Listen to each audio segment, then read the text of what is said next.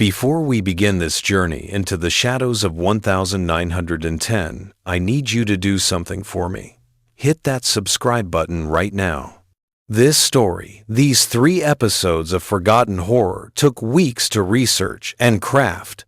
If you're about to spend the next hour with me, diving into the darkness of America's past, the least you can do is subscribe. It's free, it helps the channel grow, and it tells me you want more stories like this. And drop a comment below telling me where you're watching from. Are you listening from your bed at midnight? Driving down a lonely highway? Sitting in your living room with the lights off? I want to know. There's something about shared fear, shared history, that connects us all. So tell me, where are you, and are you ready for what comes next? Because I'm about to tell you a story that America tried to forget. A story about ghosts that wouldn't stay buried, about people who refused to be erased, about the horror of deliberate forgetting. This is a true story. Not the ghosts, maybe, but everything else. The deaths, the erasure, the systematic destruction of entire peoples. That happened. The horror you're about to experience isn't in jump scares or monsters. It's in history. So subscribe, comment your location, and let's begin. The train lurched to a stop at what could barely be called a station, little more than a weathered platform and a crooked sign reading Ashwood Junction, Oklahoma Territory. Thomas Brennan gathered his surveying equipment and stepped onto the platform, his polished leather boots collecting a fine layer of red dust the moment they touched ground. It was August 1910, and the heat pressed down like a physical weight. Thomas was 28 years old, fresh from the Philadelphia School of Engineering, and this was his first independent commission: to survey and map a 40,000-acre tract of land recently made available by the government for potential settlement and resource extraction. The official documents used phrases like unoccupied territory and underdeveloped land, though Thomas had learned enough to know what those words really meant. A weathered man in a sheriff's badge approached, his face creased like old leather. "You the surveyor from back east?" "Thomas Brennan?" "Yes, sir." Thomas extended his hand. The sheriff's grip was firm but brief. "Sheriff Cole Hutchins. Got a wagon ready to take you out to Miller's boarding house. It's the only place between here and where you'll be working. Fair warning, folks around here aren't much for strangers poking around. I'm just here to do a job," Thomas replied, following the sheriff to a dusty wagon. "I'll be out of everyone's way soon enough." As they rode through the sparse town, a general store, a saloon, a church with a leaning steeple, Thomas noticed how people watched him from doorways and windows. Their eyes held something he couldn't quite name. Not hostility exactly, but a kind of wary knowledge, as if they were watching a man walk toward a cliff's edge. Miller's boarding house sat at the edge of town, a 2-story structure that had once been painted white but now wore its age in peeling gray strips. Mrs. Miller, a thin woman with nervous hands, showed him to a small room on the 2nd floor. "Supper's at 6, she said, wringing her apron. "You'll be heading out to the valley tomorrow?" "That's the plan. I need to complete the survey within 3 weeks. Something flickered across her face. "The valley. That's, well, you'll see." She turned to leave, then paused at the door. "My husband disappeared out there 11 years ago." They found his wagon overturned, supplies scattered, but no sign of him. Said he must have wandered off and gotten lost, but she shook her head. He knew that land. Been hunting there since he was a boy. "I'm sorry for your loss," Thomas said, unsure what else to offer. "You'll need someone who knows the territory," she continued. "There's a man named Samuel Redbird who lives in a cabin about 5 miles out. He's one of them, the ones who used to live there. He might help you, if you ask right and pay fair." That night, Thomas spread his maps across the small desk in his room. The official survey document showed the territory as blank, no settlements, no structures, no names. Just topographical lines and the notation, "Former indigenous territory, now available for development per federal allocation." He thought of what Mrs. Miller had said, the ones who used to live there. Past tense, as if they had simply vanished into history, as convenient as erasing pencil marks from a map. Samuel Redbird's cabin was exactly where Mrs. Miller said it would be, set back in a copse of cottonwood trees. The man who emerged as Thomas approached was probably 50, though his weathered face made exact age difficult to determine. He wore work clothes and spoke English with careful precision. "You're the surveyor," Samuel said. It wasn't a question.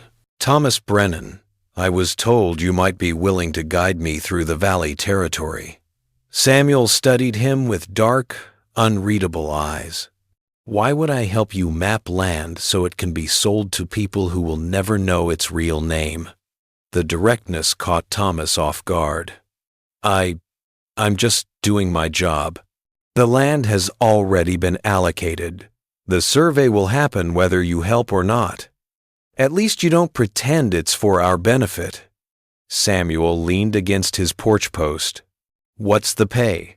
$5 a day, plus provisions. $10. And you listen when I tell you not to do something." Thomas hesitated, then nodded. Something in Samuel's bearing suggested this wasn't a negotiation about money. "Agreed. We start tomorrow? Dawn. Bring water and good boots. And Mr. Brennan?" Samuel's expression remained neutral, but his eyes held a warning.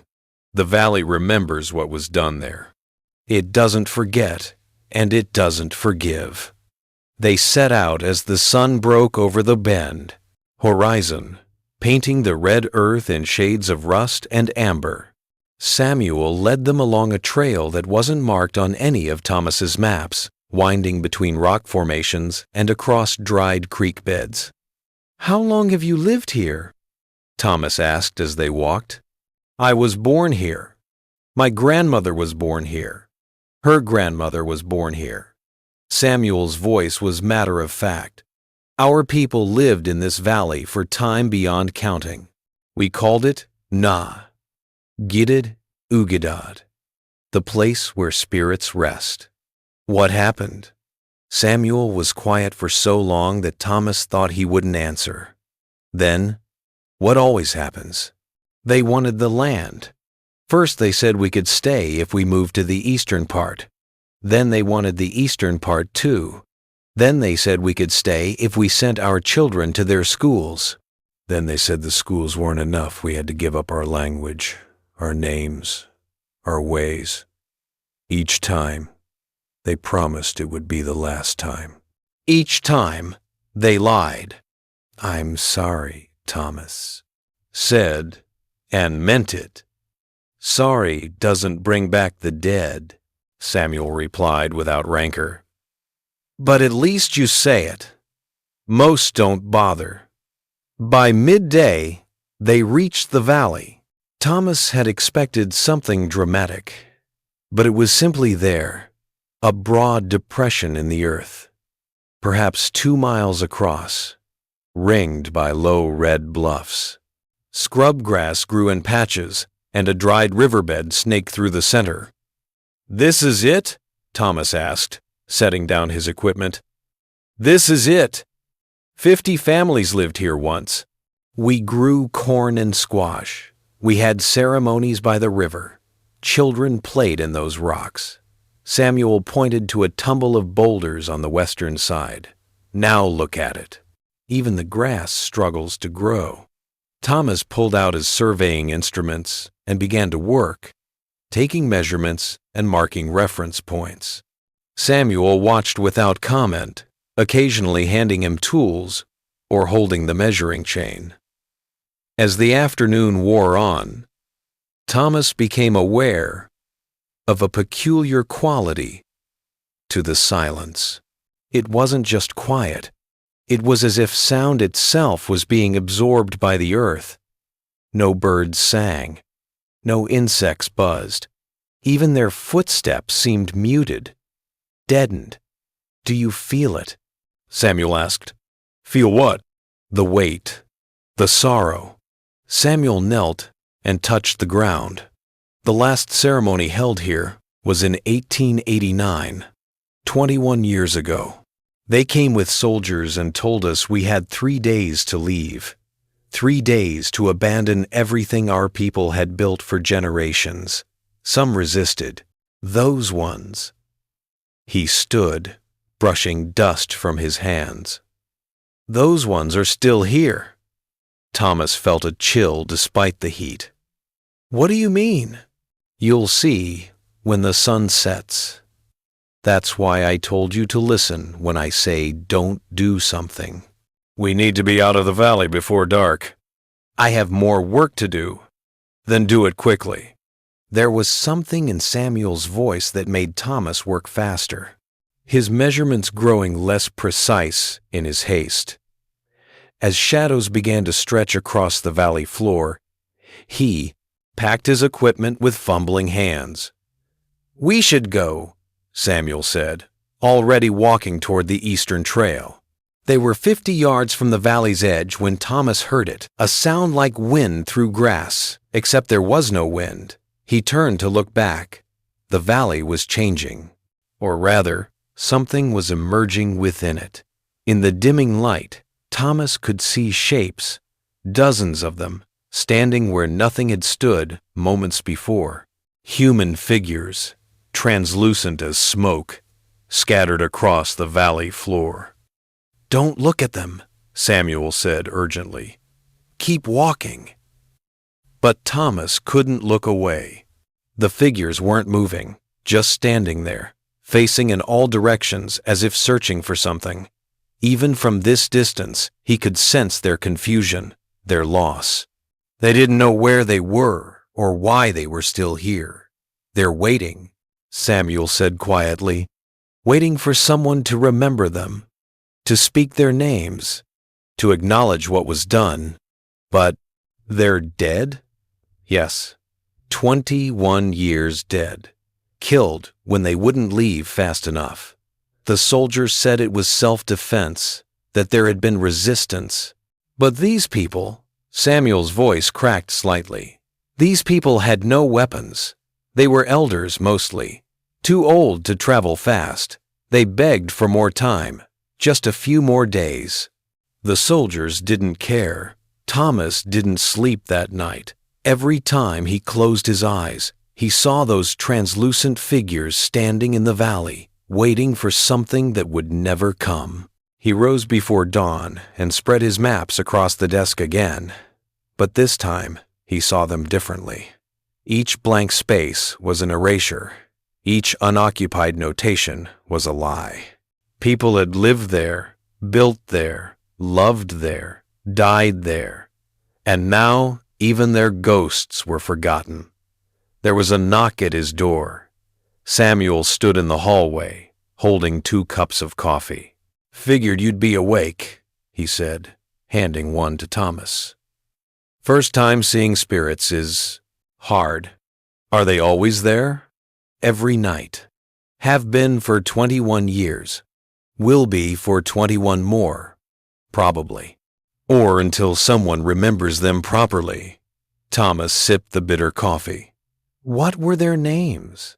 Samuel's eyebrows rose. "Why do you want to know?" "Because they should be on the map.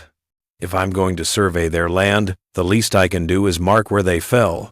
For the first time, Samuel's stern expression softened slightly. "It doesn't work that way. Your map won't include their names. The government won't allow it. Then I'll make 2 maps. One for the government and one that tells the truth." Samuel studied him for a long moment. That could cost you your commission, maybe more. Some things are worth the cost, Thomas replied, surprised by his own conviction. They returned to the valley at dawn, when the spirits had faded with the darkness. Samuel led Thomas to specific locations, marking spots on the ground with stones. Here is where Amaya Tsiwoni fell. She was 72, the keeper of songs. They shot her when she tried to gather her medicine bundles. Samuel moved to another spot. Here is where Gvegiui Tadente died. He was 19, trying to shield his grandmother. Here is where Ulysses Yona fell. She was carrying her granddaughter and refused to put the child down, even when they pointed rifles at her. One by one, Samuel recounted the names. Thomas wrote them all down in his personal journal, sketching their positions on a separate map. 27 names. 27 people who had committed no crime except refusing to abandon their homes fast enough. As Thomas worked on his official survey over the following days, he became aware that the valley was not quite empty during daylight hours either. Sometimes, at the edge of his vision, he would catch glimpses of movement, a woman bending to gather plants that were no longer there, a man gesturing as if speaking to someone invisible, children running in games that had ended 2 decades ago. They repeat their last day, Samuel explained when Thomas mentioned it. Over and over. They don't know they're dead. Or maybe they know but can't accept it. Trapped between remembering and forgetting. On the 5th day, as Thomas was measuring elevations near the dried riverbed, he found something. A small, carved stone, no bigger than his palm. It depicted a turtle, intricately detailed despite weathering. "That's a prayer stone," Samuel said when Thomas showed it to him. "Someone made an offering here, probably asking for protection." His jaw tightened. "Didn't work. What should I do with it?" "Put it back. It's not yours." Thomas carefully replaced the stone, exactly where he'd found it. As he did, he felt the strange silence of the valley shift somehow, as if the land itself was acknowledging the gesture. That night, when the spirits emerged, Thomas noticed something different. One of them, a woman, tall and dignified, even in her translucent state, was looking directly at him. Her lips moved, though no sound emerged. She pointed to the spot where he'd found the prayer stone, then placed her hand over her heart. "She's grateful," Samuel said quietly. "You showed respect." "Can they see us?" "Sometimes. When they remember they're not alone." Thomas felt a lump in his throat. "This isn't right. They shouldn't be forgotten like this." "No," Samuel agreed. "They shouldn't. But that's the way of things. History is written by those who survive, and we survived by being forgotten. The ones who insisted on being remembered." He gestured to the valley. "You see what happened to them." 2 weeks into the survey, Sheriff Hutchins rode out to the valley with 2 men Thomas didn't recognize. They wore suits despite the heat and had the look of government officials. "Mr. Brennan," the sheriff called. "These gentlemen are from the Federal Land Office. They want to check on your progress." The taller official dismounted. "Mr. Brennan, I'm Inspector Reeves. We've received reports that you've been delayed in your work, that you're taking extensive notes beyond the scope of your commission." Thomas felt his stomach tighten. "I'm conducting a thorough survey, as contracted. The contract calls for topographical mapping, resource assessment, and boundary demarcation. It does not call for—" Reeves pulled a small notebook from his pocket, clearly obtained from someone who'd been watching Thomas detailed historical notation or supplementary cultural documentation. "What exactly are you documenting?" Mr. Brennan. Samuel, who had been standing off to the side, spoke up. He's doing his job, making sure the map is accurate. Reeves barely glanced at him. I wasn't speaking to you, Indian. He turned back to Thomas. We need to be clear about something. This land has been legally transferred to federal control. There is no history here that's relevant to your survey. The past is past. What matters is preparing this land for proper use and development. With respect, sir, Thomas said carefully. Understanding the history of the land is part of conducting a proper survey. There are archaeological features that should be noted. There are no features that need noting beyond the topography, Reeves interrupted. You have 1 week to complete the standard survey. Any additional materials you've compiled should be destroyed. Are we clear? Thomas met his gaze. Crystal clear, sir. After the officials left, Samuel turned to Thomas. You're going to finish both maps anyway, aren't you? I am. They'll fire you. Blacklist you from government work. Probably. Samuel smiled, a rare expression that transformed his weathered face. You're either very brave or very foolish. Maybe both, Thomas admitted. But I can't pretend I didn't see what I saw. I can't pretend those people never existed. The spirits will remember you for this, Samuel said quietly, for what that's worth. That night, Thomas worked by lamplight in his boarding house room, completing both maps simultaneously. The official survey was clean and professional, meeting every technical requirement. The second map, his true map, was marked with names, dates, and a detailed account of what had happened in the valley in 1889. He wrote in careful script, this valley, called Nevada Yugadadvi by its original inhabitants, was home to approximately 50 families until August 1889, when they were forcibly removed by military action. 27 individuals, named herein, were killed during the removal.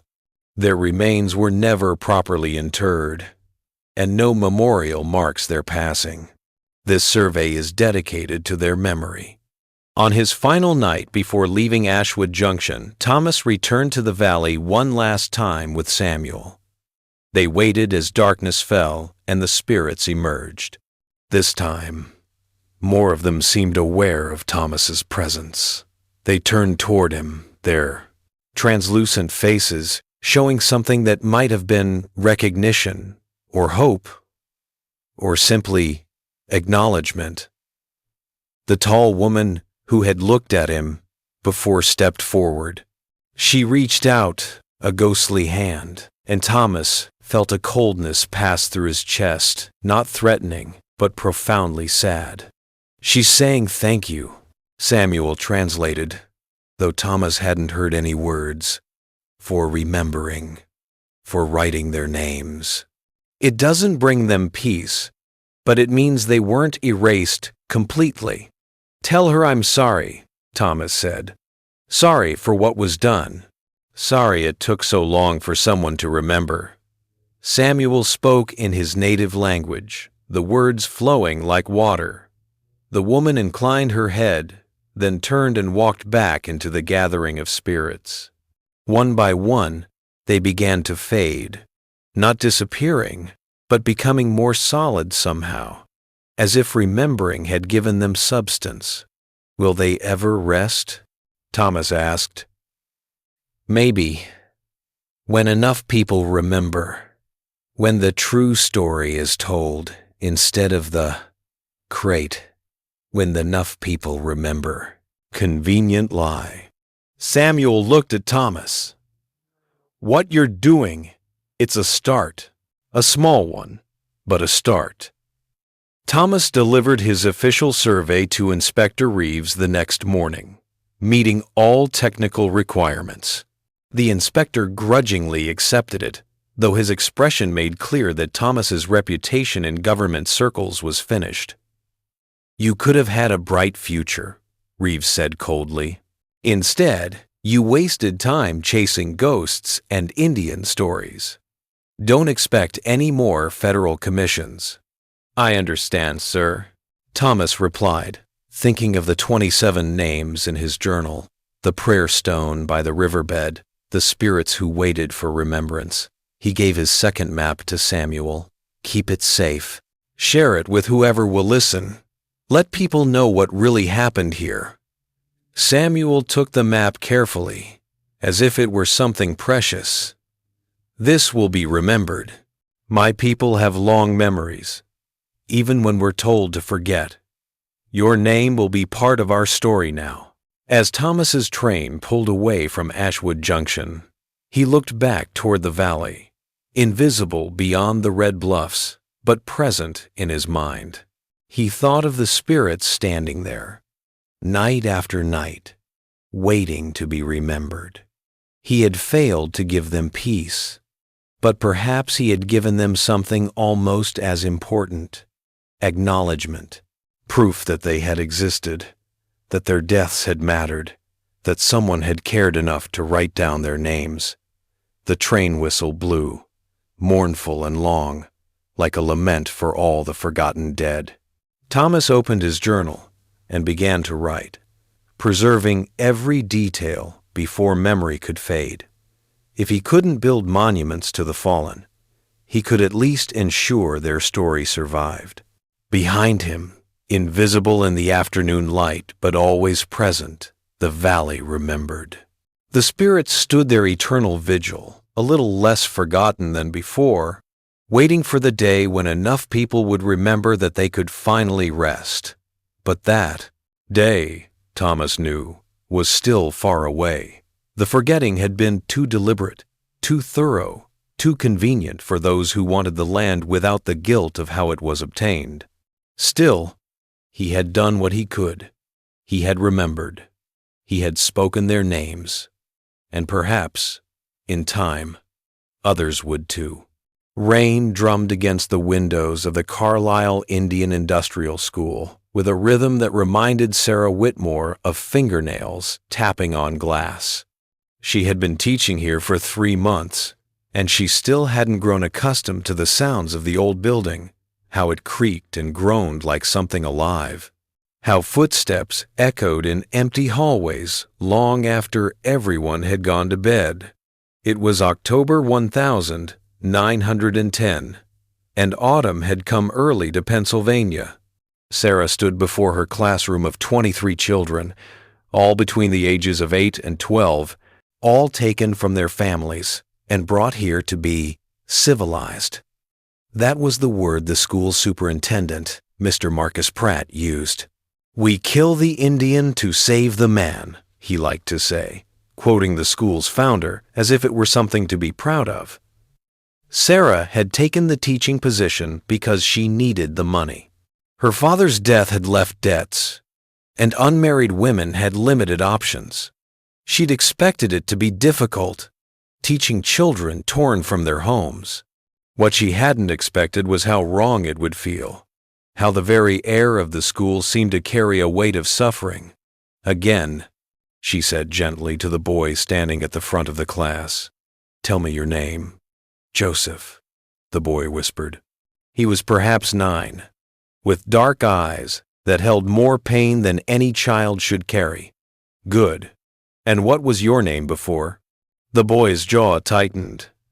"Joseph." Sarah knew this was a lie. She'd seen his intake papers. His name had been Napashni, which meant courageous in his language. But speaking that name, speaking any word of his native tongue, would earn him a beating from Mr. Hargrove, the Pukka disciplinarian. "Very good, Joseph. You may sit down." She moved through the lesson. Mechanically, English grammar, American history, lessons designed to erase everything these children had been, and replace it with something deemed acceptable. With each word she taught, she felt like she was participating in a kind of murder. During lunch, she found a girl crying in the hallway. The child was perhaps 10. her long hair recently cut short in accordance with school policy. Sarah recognized her as one of the new arrivals, brought in just 2 days ago. "What's wrong, dear?" The girl looked up, fear in her eyes. I saw." "Saw what?" "The other children. The ones who aren't there." Sarah felt her skin prickle. "What do you mean?" "In the dormitory. There are beds with children in them. But when I look close, the children are wrong. Like they're there but not there. And they're so cold." "You had a nightmare," Sarah said, kneeling down. "The first nights here are difficult." "Not a dream," the girl insisted. "They were there, and they were crying, but no sound came out." Sarah wanted to dismiss it as imagination, but something in the girl's expression stopped her. This wasn't the look of a child who had dreamed something frightening. This was the look of a child who had seen something true and terrifying. "What's your name?" Sarah asked gently. The girl hesitated, then whispered, "Margaret."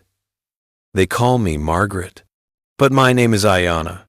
"Ayana," Sarah repeated, and the girl's eyes widened with a mixture of gratitude and fear. "That's a beautiful name. What does it mean?" "Eternal Blossom." Ayana's voice was barely audible. "My grandmother gave it to me. She said I would grow strong and never fade." Tears rolled down her cheeks. "But I'm fading. I can feel it. This place makes us fade." That night, Sarah couldn't sleep. She found herself walking the hallways of the school, lamp in hand, telling herself she was just checking on the point. Children, but really, she was looking for what Ayana had described, the children who were there, but not there. The school was built in 1879, over 30 years ago. How many children had passed through these halls in that time? How many had died here, far from home, forbidden from speaking their languages or practicing their customs? The records were kept in Mr. Sedham Pratt's office. But Sarah had overheard enough whispered conversations among the staff to know the mortality rate was high. Tuberculosis, influenza, pneumonia diseases that thrived in the overcrowded, poorly heated dormitories. She reached the girls' dormitory on the second floor. Through the window in the door, she could see rows of narrow beds, each holding a sleeping child. Nothing seemed amiss. But then she noticed something odd. One bed in the middle of the room appeared occupied, but the child in it was peculiarly still. Too still. Sarah opened the door quietly and stepped inside, her lamp throwing dancing shadows across the walls. As she approached the bed, the figure became clearer and less clear at the same time. A girl lay there, perhaps 12 years old, her eyes open and staring at the ceiling. But Sarah could see through her, see the outline of the blanket beneath. The ghost girl's lips moved silently, repeating the same phrase over and over. Sarah couldn't hear the words, but she could read them on the translucent lips. "Let me go home. Please, let me go home." Sarah stumbled backward, nearly dropping her lamp. The ghost girl didn't seem to notice her presence, just kept repeating those same words, trapped in some eternal loop of pleading. Sarah fled the dormitory, her heart hammering. She made it to her own small room and locked the door, though she knew locks meant nothing to what she had seen. The next morning, she tried to convince herself it had been exhaustion, imagination, anything but what her eyes had told her was real. But at breakfast, watching the children eat their porridge in rigid silence, she saw more of them. Not all the children were solid. Some had a translucent quality, visible only when she looked at them from the corner of her eye. and all of them wore the same expression of profound loss. "Miss Whitmore, you look pale," said Mrs. Crawford, the elderly matron who oversaw the girls' dormitory. "Are you feeling well?" I had trouble sleeping." Mrs. Crawford's expression grew, knowing. "First few months are always hard. You'll adjust." She lowered her voice. "And you'll learn not to look too closely at things. Easier that way." "What do you mean?" "This is an old building, Miss Whitmore. Lots of children have passed through. Some of them." She trailed off, glancing around to make sure no one was listening. "But I member of the signs Tentavine repassed. You can set it to hope Audie had. Some of them never really left." So Sarah wasn't the first to see them. The realization was both comforting and horrifying. "Why are they still here?" Sarah whispered. "Because they can't go home," Mrs. Crawford said. Simply, they died too far from their families, their lands. And this place, she looked around the dining hall with something like disgust. This place doesn't let go easily. It holds on to its victims. Over the following days, Sarah began to see more clearly. The school held at least 30 ghost children, maybe more. They attended classes alongside the living students, though the living couldn't see them. They sat in the dormitories, walked the halls, stood in the corners of rooms, all of them trapped in their final moments of life here, endlessly repeating their last actions, their last words, their last desperate hopes. One ghost boy stood in the corner of the boys' dormitory, his lips moving in silent prayer in a language Sarah didn't understand. Another girl sat in the chapel, hands folded, tears streaming down her translucent cheeks. In the infirmary, Sarah found 3 ghost children lying in beds that were now occupied by living patients, all 3 clearly dying of illness, their spectral bodies racked with coughs that produced no sound. "You see them now, don't you?" Ayana said one afternoon when Sarah was supervising recess. The living children played in the yard, but Ayana stood apart, watching the corner of the building where a ghost girl stood facing the wall, her shoulders shaking with silent sobs. "Yes," Sarah admitted. "I see them. That one is named Kimamela. She means butterfly. She died 2 years ago. She got sick, and they wouldn't let her mother come, and she died calling for her family." Ayana's voice was matter-of-fact, but her eyes held tears. "The others told me their names. The living ones can't see the dead ones, but we can hear them sometimes. At night, they tell us their stories." "How many are there?" "In this building? I've counted 43. But there are more in the other buildings, and more in the ground behind the school, where they bury the ones who die." Sarah felt sick. "Why doesn't anyone do anything?" Ayana looked at her with ancient eyes. "Because no one cares. We're supposed to disappear. That's what they want for us, to stop being Indian and become white. And if we can't do that, if we die trying, well," she shrugged.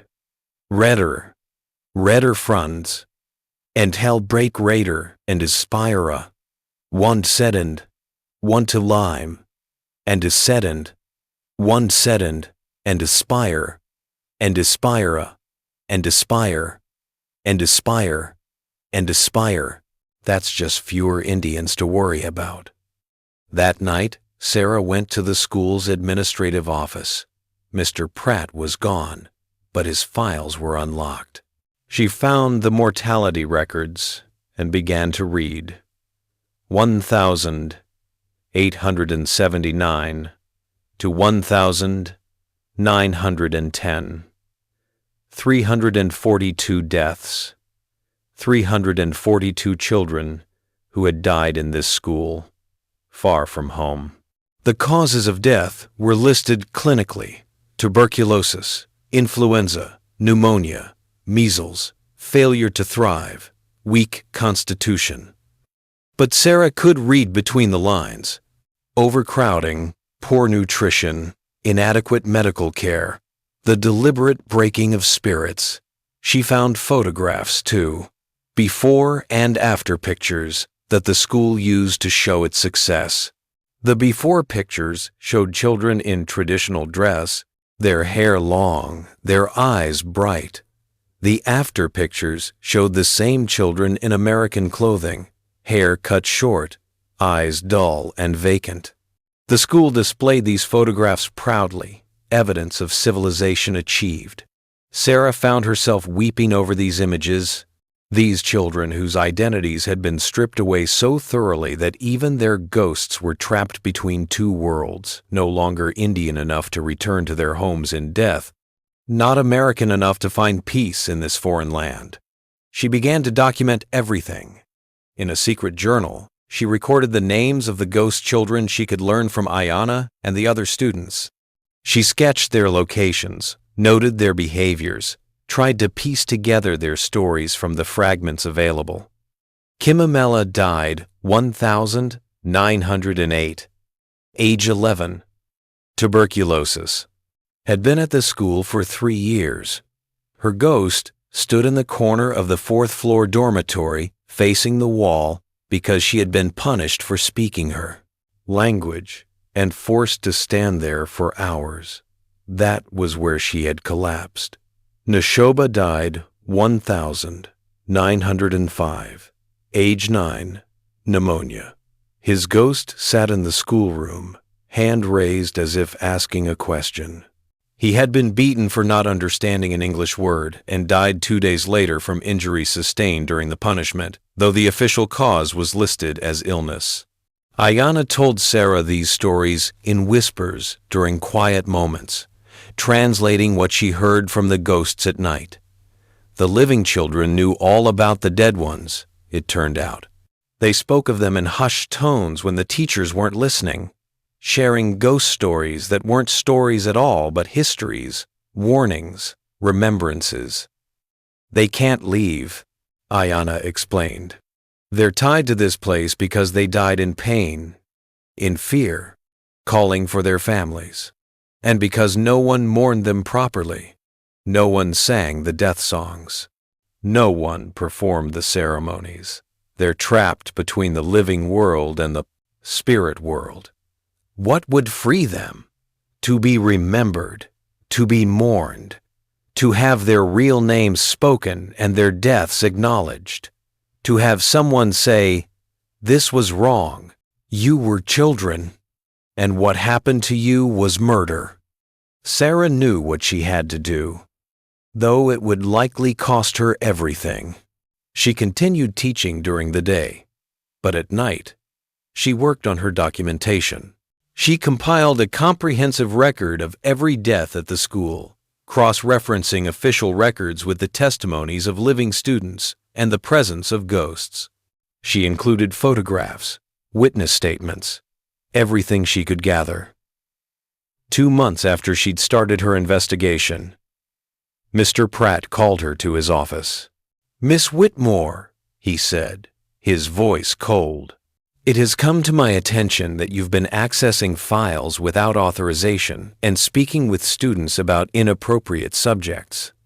I've been documenting, you've been causing trouble," he interrupted.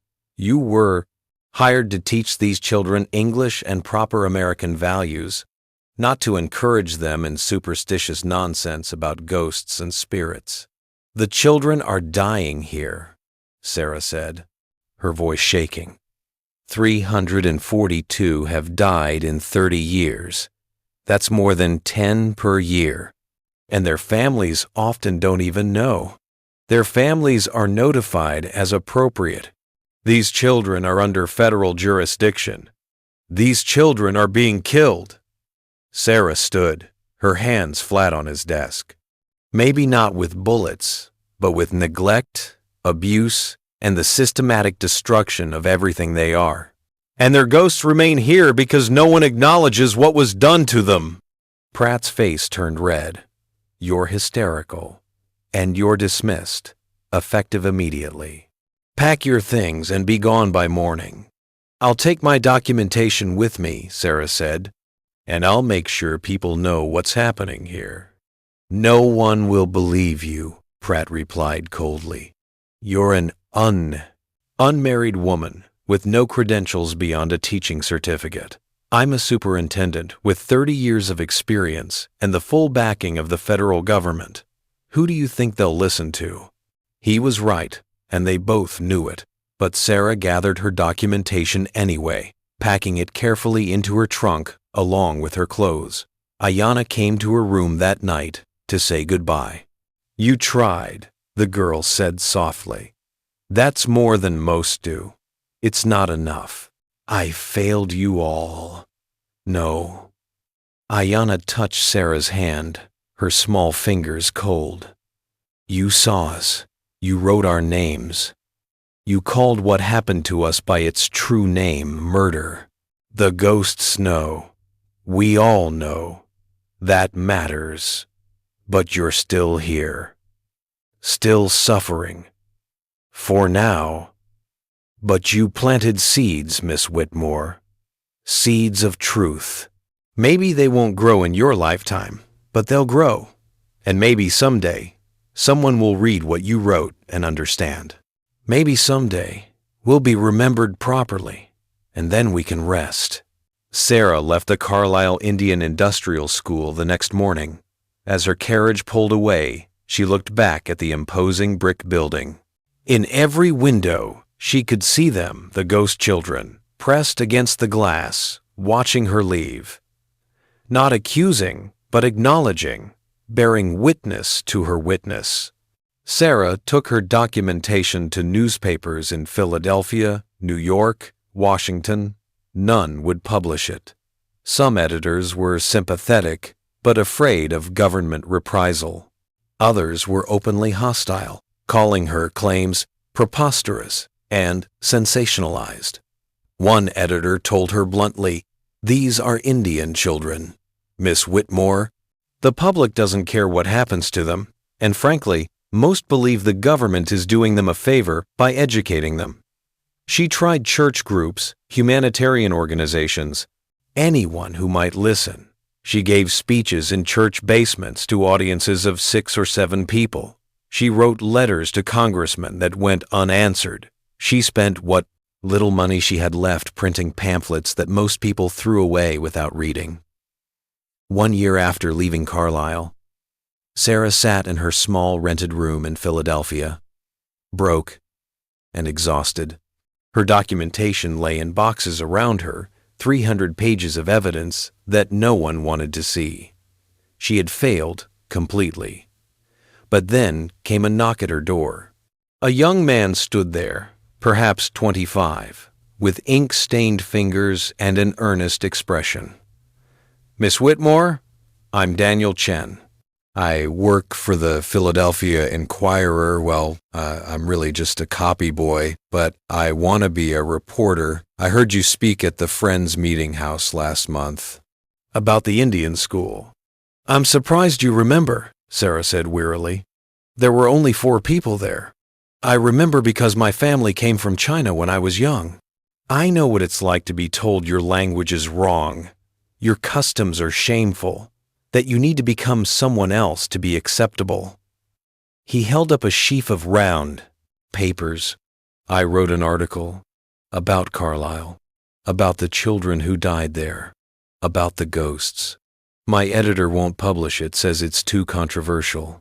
But I thought, maybe you'd want to read it anyway, to know that someone heard you." Sarah invited him in and read his article. It was good, compassionate, well-researched, pulling from her documentation but also from his own investigation.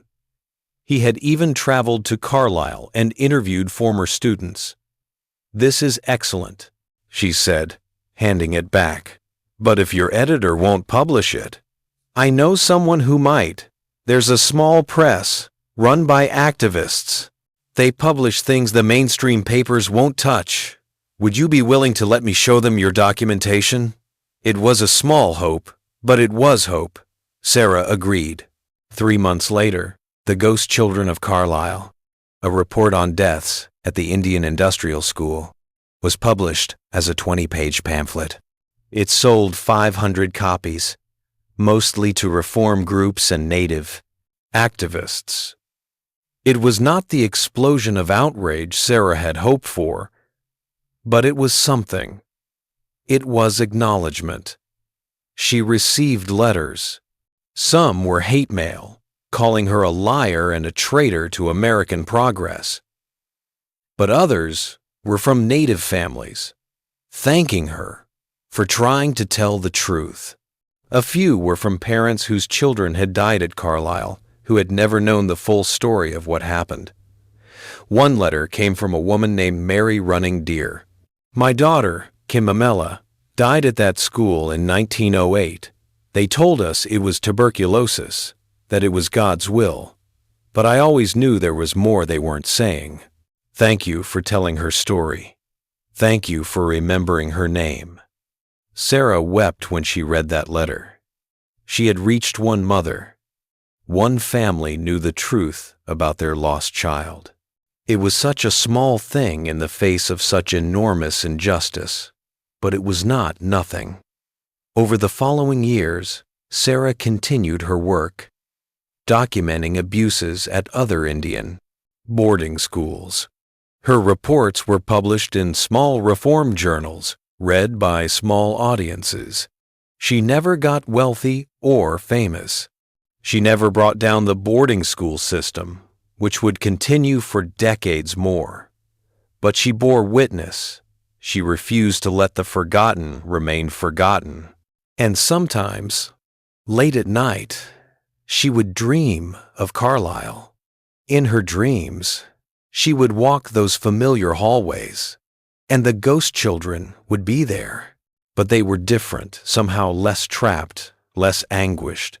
They would look at her with something like gratitude, and Kimamela, the butterfly girl, would smile and whisper, "Thank you for remembering us." Sarah would wake from these dreams with tears on her cheeks, unsure if they were real visitations or just the desperate hope of her own conscience. But she chose to believe they were real, that somehow her remembering had given those lost children some small measure of peace. In 1918, Sarah Whitmore died of influenza during the Great Pandemic. She was 41 years old. Her documentation, boxes and boxes of records about the children who died in Indian boarding schools, was saved by Daniel Chen, who had become her friend and collaborator. He donated it all to a small archive maintained by Native activists, where it sat largely forgotten for decades. But in 1969, a researcher named James Whitecloud discovered Sarah's documentation while studying the history of federal Indian policy. He used her meticulous records to write a groundbreaking book about the boarding school system. Sarah's name was footnoted, a brief acknowledgement of the troubled teacher who had tried to expose the truth. And in Carlisle, the ghost children remained. They would remain for over a century more, standing in corners, lying in phantom beds, repeating their desperate pleas, waiting for the day when the truth Sarah had tried to tell would finally be heard by enough people to matter. That day would not come in 1910, or 1920, or even 1990. But Sarah had planted a seed, just as Ayanna had said, and seeds, even when planted in cursed ground, sometimes grow. The ghosts remembered Sarah Whitmore, and in remembering her, they found a small measure of the remembrance they had been denied in life. It wasn't peace, it wasn't justice, but it was acknowledgement. And sometimes, in a world built on deliberate forgetting, acknowledgement is the first step toward something like redemption. Dr. James Whitehorse had spent 15 years trying to escape the reservation. Boarding school, medical school, a residency in Chicago, each step had taken him further from the Oklahoma Territory land where he'd been born. He'd learned to speak perfect English with no trace of an accent, to dress in tailored suits, to move through white society with the careful grace of someone who knew he was always being watched. But in November 1910, a telegram had brought him back. "Your father dying. Come home if you can." The train to Ashwood Junction took 2 days. James stared out the window at the passing landscape, feeling himself moving backward through time with each mile. By the time he arrived at the reservation clinic where his father lay dying, he felt like the scared boy who'd left at age 8, not the confident physician he'd spent so many years becoming. His father, Thomas Whitehorse, was 63 and looked 80. Tuberculosis had hollowed him out, turning his powerful frame into a skeleton wrapped in loose skin. But his eyes were still sharp when James entered the small clinic room. "You came?" his father said in their language, each word an effort. "Of course I came." James sat beside the narrow bed. They had not spoken in 7 years, since an argument about James's refusal to return to the reservation after medical school. "I'm sorry," his father said in English, "for sending you away to that school." James felt his throat tighten. "You thought you were protecting me.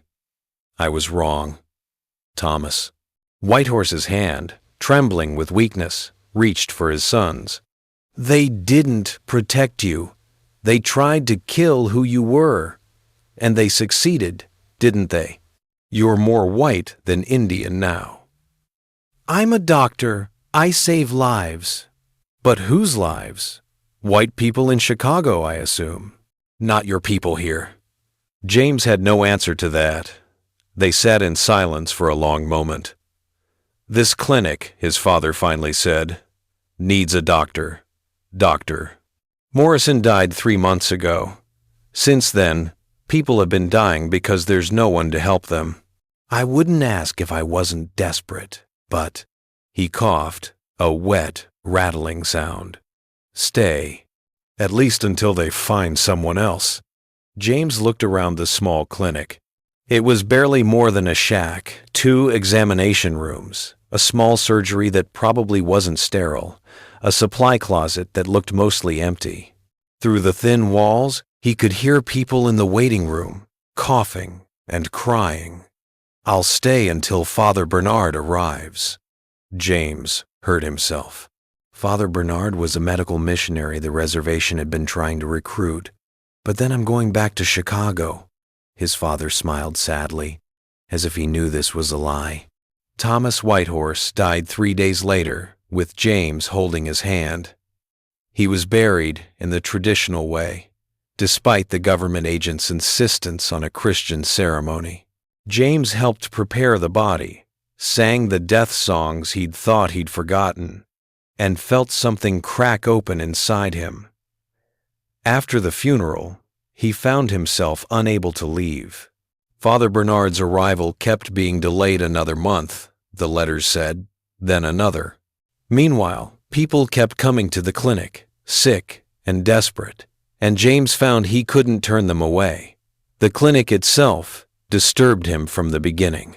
It had been built in 1902 on land that the tribal elders had warned against using. "That ground is cursed," they'd said. "Too many died there during the removal. The earth hasn't forgotten." But the Macon government agent had ignored them, and the clinic went up anyway. It was a place of death, James quickly realized. Not just because sick people came there, though they did, in heartbreaking numbers, but because the building itself seemed saturated with death, steeped in it like tea leaves in water. He began to notice things. Shadows that moved wrong. Cold spots in certain rooms, even when the stove burned hot. And sounds crying, moaning, whispered prayers in various native languages, coming from empty rooms. At first, he told himself it was exhaustion, grief over his father's death, the stress of seeing his people suffering so directly. But as days turned to weeks, the phenomena intensified. One night, working late on patient records, James heard footsteps in the examination room. He got up to investigate and found the room empty. But on the examination table, there was an indentation, as if someone was lying there. As he watched, the indentation deepened and he heard labored breathing, though he could see nothing. "Hello?" he called out, feeling foolish. The breathing stopped. The indentation remained for another moment, then slowly disappeared. James stood there, his heart pounding, his medical training warring with what his eyes had just witnessed. He began asking questions. The clinic's nurse, a woman named Mary Stands Tall, was initially reluctant to talk. "You'll think I'm superstitious," she said, cleaning medical instruments with fierce concentration. "I won't," James promised. "I've seen things I can't explain." Mary looked at him for a long moment, then set down the instruments. 43 people have died in this clinic since it opened, most of them from tuberculosis or influenza, but some from injuries, complications in childbirth, things that should have been treatable. It's like this place wants people to die. "Buildings don't want things," James said automatically, then remembered the invisible patient on the examination table. What else? "The staff who work here don't last long. Dr. Morrison lasted 3 years, which was a record. Before him, there were 5 other doctors, none staying more than a year. They all said the same thing, that the building felt wrong, that they would wake up in the night feeling like they were suffocating, or see people who weren't there, or hear voices calling their names." "Why didn't you leave?" Mary smiled grimly. "Because our people need a clinic, even a cursed one. Because I'm not afraid of ghosts. They're our relatives, after all. And because someone needs to remember the ones who died here." "Remember them how?" She led him to a small notebook she kept in a locked drawer. In it, she had recorded every death at the clinic, names, dates, causes, and sometimes small personal details. Nita Rainwater died the 3rd of June, 1904. Pneumonia. She had 2 children. She sang to them as she died, but they wouldn't let the children come to her bedside. Joseph Blackfeather died the 15th of August, 1907. Tuberculosis. He was 19. He wanted to be buried on the hill near his grandfather, but they buried him in the clinic cemetery instead. "Why keep this?" James asked, though he was deeply moved by the care evident in each entry. "Because the official records don't tell the truth. They just list names and diseases. They don't tell you about the woman who begged to see her children. They don't tell you about the young man who wanted a proper burial. They erase the person and leave only the death." Mary closed the notebook carefully. "I won't let them be erased." That night, James couldn't sleep. He found himself walking through the clinic in the darkness, lamp in hand. In the first examination room, he saw a woman lying on the table, translucent as smoke. She was young, maybe 25, and her abdomen was swollen with pregnancy. As James watched, her face contorted with pain, and her mouth opened in a silent scream. He checked Mary's notebook. Nita Rainwater had died in childbirth complications. Her baby had died with her. Neither had been given proper death rites because the government agent had insisted on Christian burials, which the family had refused. So both bodies sat in limbo for weeks before the agent finally allowed a traditional ceremony. Nita, James said softly. The ghost didn't respond, just continued her eternal labor, dying over and over in this room that had become her prison. He began to see them all. The clinic held dozens of ghosts, maybe more. They appeared at different times, some during the day, most at night. They reenacted their deaths endlessly, trapped in their final moments. The young man coughing blood from tuberculosis, the child shaking with fever, the elder whose heart had given out, all of them dying alone or far from family, denied the comfort of traditional medicine and ceremonies, their deaths recorded clinically in government ledgers that stripped away their humanity.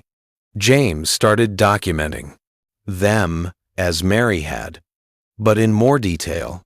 He recorded not just their deaths, but what he could learn about their lives. He spoke to their families. When families could be found, he listened to stories of who they had been before illness took them. In doing so, he began to understand something that his years of medical school had never taught him. Death was not just a biological process. It was a cultural event, a spiritual transition that required ceremony and community. These people hadn't just died, they'd been denied a proper death, denied the rituals that would help them transition from life to whatever came after. No wonder their spirits remained trapped and suffer. He raised this with Mary one afternoon as they prepared medicines. In medical school, they taught us that death is the end. When the heart stops, the person is gone. But that's not true, is it? Not for our people. Mary smiled. Not for any people, really. Your medical school just pretended otherwise. Death is a journey, not a destination. These spirits are stuck because they couldn't begin their journey properly. Can anything be done? Maybe, but it would require ceremonies that the government has forbidden. The death songs, the ritual cleansing, the proper burial rites. We're not supposed to practice any of that anymore. We're supposed to be Christian, to die like white people die. And if we did it anyway? James asked. Mary's eyes widened. You'd risk your license, maybe arrest. The government agent would. The government agent is 60 miles away and rarely visits. What if we performed the ceremonies quietly? For the ones who died here without proper rites? It would take time and materials we don't have, sacred herbs, ceremonial items that were confiscated or destroyed. And we'd need an elder who remembers the full ceremonies. Most of the ones who knew have died. But some remain? Some. Mary looked at him with new respect. You're really considering this? I'm a better doctor, James said. My job is to heal. These spirits are suffering. If there's a way to help them, I should try. Over the following weeks, James and Mary quietly reached out to the elders, who still remembered the old ways. Some were afraid to help, worried about government reprisal, but others, seeing the sincerity of James's request, agreed to teach him what they remembered. An elder named William Three Bears became his primary teacher. You went away, William said during their first meeting. You learned the white man's medicine, but you came back. That matters. William taught James the death songs, the prayers for the journey, the proper way to prepare a space for ceremony. It was like learning a new medical discipline, except instead of anatomy and pathology, James was studying the structure of the spirit world and the pathology of interrupted transitions. Every death is different, William explained. Some spirits are just confused, they don't know they've died, or they're looking for family. Those ones are easy. You sing the songs, remind them of their journey, and they can move on. But others are angry or traumatized by how they died. Those ones take more work. They started with the easiest cases, a child who had died of fever and was simply waiting for her mother. James and Mary conducted a small ceremony, sang the appropriate songs, and explained to the child's spirit that her mother had passed years ago and was waiting for her in the spirit world. The child's ghost smiled and faded. The first time James had seen one of the trapped spirits look peaceful. Encouraged, they continued. Over months, they worked their way through the clinic's ghost population. Some ceremonies worked immediately. Others required multiple attempts. A few spirits were so traumatized that no amount of ceremony seemed to reach them. Joseph Blackfeather, the 19-year-old who had wanted burial near his grandfather, was one of these. His ghost remained in the second examination room, sitting up on the table, coughing blood that vanished before it could drip. His eyes held such rage and betrayal that James found it difficult to look at him. He feels abandoned, William explained after a ceremony that failed to release Joseph's spirit. He died calling for his family, and they didn't come. Not because they didn't want to, but because the agent wouldn't let them. By the time they were allowed to see him, he was already buried in the wrong place. "Can we move his body?" James asked. "Bury him where he wanted." "The agent would never allow it." "Then we'll do it without permission." It was a risk. But James had grown tired of asking permission from authorities who didn't care about his people's well-being. He, Mary, and William, along with Joseph's nephew, went to the clinic cemetery at midnight. They dug up Joseph's coffin and reburied it on the hill near his grandfather's grave, conducting the proper ceremonies as they did so. The next day, Joseph's ghost was gone from the clinic. His nephew reported dreaming of Joseph that night, seeing him smile and walk up the hill to where his grandfather waited. Word spread quietly through the reservation about what James was doing. More families came to him, asking for help with their own trapped relatives. Some ghosts haunted houses, others wandered the roads, still others remained at the sites where they died. James found himself performing ceremonies alongside his medical duties, treating the living and helping the dead in equal measure. The government agent eventually heard rumors.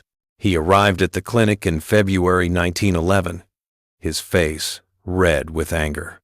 "Doctor, Whitehorse, I've received disturbing reports that you're practicing heathen rituals on government property." "I'm helping patients," James replied calmly. "Your patients are dead. You're supposed to be providing modern medical care, not encouraging these people in their superstitions. These superstitions, as you call them, are part of healing. You can't separate physical health from spiritual health." "I absolutely can, and I will." The agent slapped a document on James's desk. "This is an official reprimand. Continue with these practices, and I'll have your license revoked." Thanks for watching. I hope you enjoyed the story, and please remember to hit that subscribe button. Good night.